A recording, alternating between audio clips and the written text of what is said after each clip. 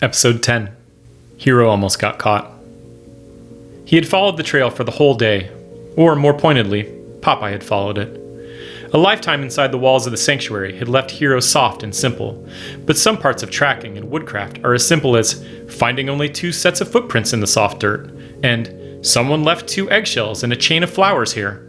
He knew it wasn't a big group, and that one of them was a child. When Popeye started to sniff where a sapling had been cleanly cut down, and then a key lam later found bark and wood shavings near a shaded log just the right height for sitting, Hero knew they were more prepared than he was. Nightfall. That's when he expected to see them, to catch up to them, and he had made up his mind to keep pressing on until he did. But that's not how it happened. The sun was still barely fighting through the trees behind him as Hero drudged through a dense thicket of chokeberry bushes. A name he didn't know, but would have found appropriate, having spit out the severe little black fruit. Hero froze at the sound of a voice rising in song, still far enough away that he only caught one word. Butterfly. But it was unmistakable. He called, quietly but sharply, for Popeye to return from a few paces ahead. So close to sunset, Hero had hoped that they wouldn't move much further before stopping for the night.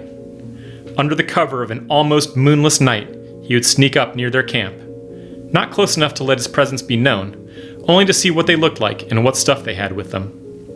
That was the plan, but that wasn't what happened. Hero made himself wait in the chokeberry bushes until the crazed nerves inside him were about to erupt, and then waited longer. As daylight drifted away and night overran the area, he could see the gleam of a fire bouncing off the underside of the trees a few hundred meters ahead. But still he stayed put, waiting until it might be reasonable to expect them to be asleep. The thought of someone keeping watch or staying awake for safety never entered his mind. Only when the white-blue sliver of moon was directly overhead did he make his move. The first problem had been Popeye. Hero couldn't sneak up on anyone with the excited dog at his side, and so he decided to tie him to the branches of a bush using the paracord that had been in Gren's backpack. The first 3 tries had been unsuccessful.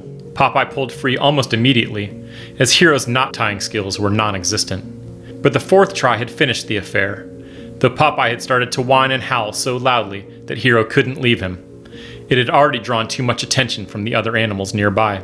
Finally, only after Hero had put down the backpack and the sani next to the tree, trying to signal clearly that he was coming back, did Popeye settle down enough for Hero to attempt it. Trying to move quietly in the darkness is a skill learned with practice, and Hero was so focused on how much noise he was making that he almost stumbled directly into the camp. Their fire had died down. He had misjudged the distance, and he came around an outcropping of tall granite rocks to see the fire pit right in front of him. A large figure laid out on the ground, with a tarp both underneath and pulled over it. One figure, less than 5 meters from where he stood. Where was the other? Panic overtook him as he heard some rustling from behind the boulders on the side opposite where he'd turned.